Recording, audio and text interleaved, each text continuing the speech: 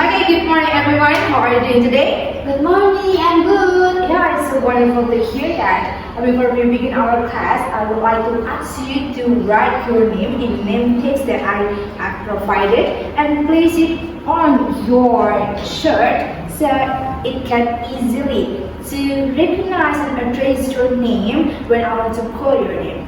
Yeah, although this is just simple activity, but it's important when we want to create a positive learning environment that begins with we build relationship. So this is the simplest way that I can know my student's name. Alright, so our topic that we want to discuss is the learners. And what is our learning objective that we will learn for today's lessons? First, identify students' individual differences and their ELTL learning styles. And the second, understand the importance of learning students' names to establish trust and rapport between the students and teachers. And the third, demonstrate differentiated tasks for mixed level classroom. And the last, recognize learner autonomy and learner-centered teaching. And next, here's our roadmap. Yeah, there are recognition, clarity, synergy, and what is that?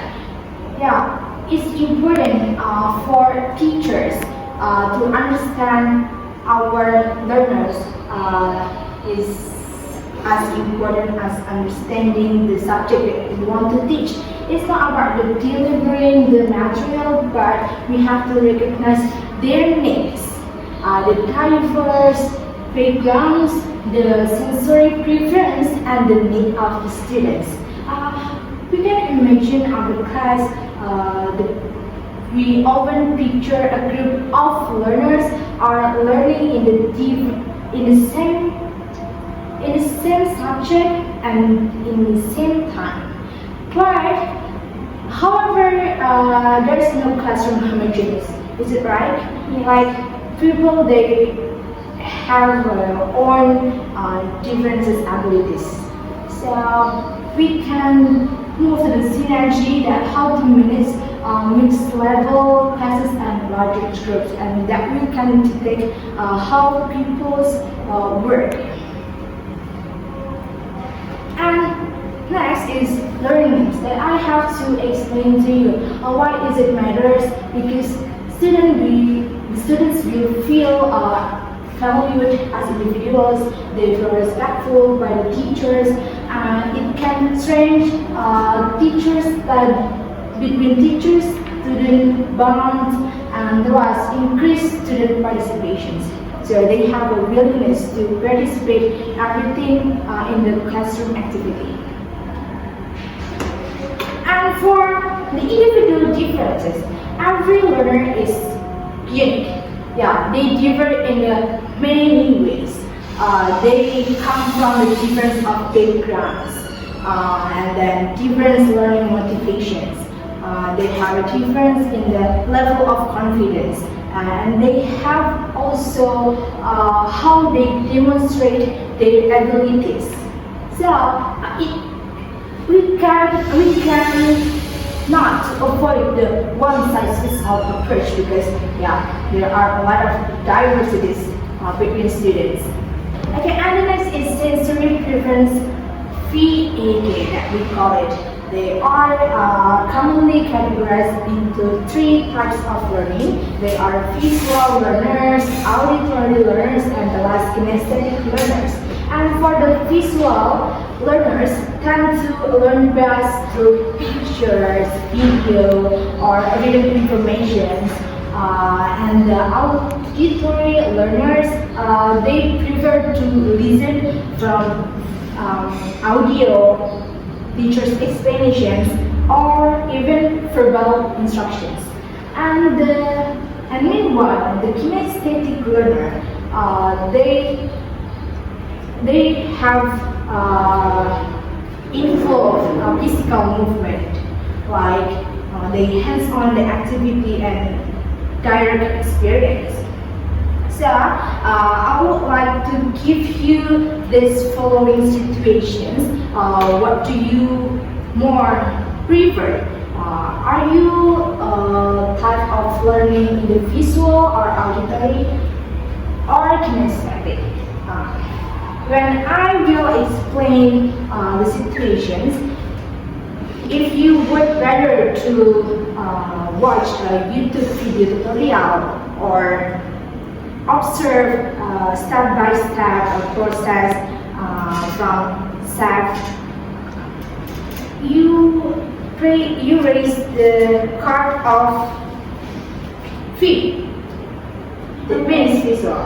And if you would rather to listen the tutorial from podcast and listen to the audio to guide you for cooking, you raise the card of A. Yes. And the last, if you would rather to immediately enter the kitchens and prepare the ingredients and you exactly practice cook, you raise the K card. I will divide you.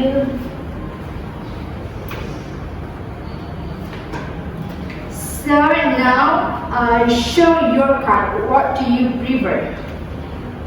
I think it's visual.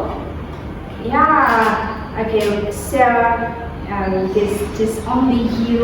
I guess maybe if we have another students, she will give the different answer.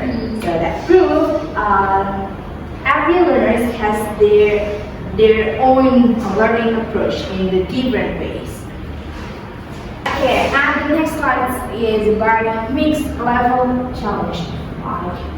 In the one classroom, we have different level of difficulties that a learner can handle it when they do the worksheet like that.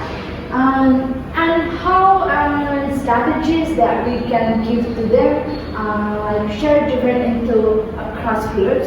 We divide different group related to their ability and the worksheet with very difficulties. Yeah, to knowing and detecting how far they able to do the worksheet.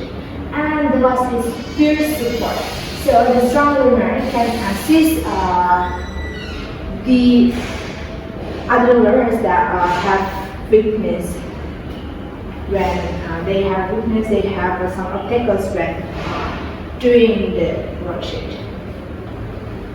Okay, and for the empowering autonomy, we can see from the traditional way that involve the teacher control in the person of 85%. So, do you think like the teachers talk and the students just silence listen? It's quiet, but do you think it's effective? Not really. And for the learner centered, it involves teacher facilitators just 25%. It means the teacher gives the opportunities for learner to be independent, and the teachers just facilitate them. There is a transfer responsibility. Like students make decisions, solve their problems by themselves, and reflect on their own progress or result. And here are the conclusion of our lessons today. First, to build relationship while learning things quickly. Acknowledge that every learner has different VAK styles. Use flexible grouping to handle mixed level ability. And the last is move toward a learner-centered environment for synergy.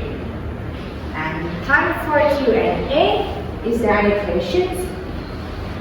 No, it's clear. Okay, if there's no question, that has concluded our lesson today. And thank you so much for your participation in our class today. And thank you. Goodbye.